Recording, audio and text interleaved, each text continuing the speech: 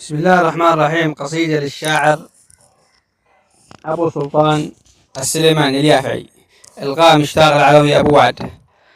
ماذا جرى يا عيال إبليس؟ ماذا حل؟ هيهات نرضى ولن نقبل أبد، هيهات سلمت الأمر من محتل لا محتل، وحالنا لا مع الأحياء ولا مع الأموات. انته على الأرض قاتل يا بطل واقتل، وإحنا نقاتل على الصرفة وسوق الغات. نظام عفاش لا تغير ولا تبدل، وحزب الإصلاح ذي عينه على الثروات. ومثلهم من حثالات النكد الأول، واصحاب بو زيد ربك يعلم النيات.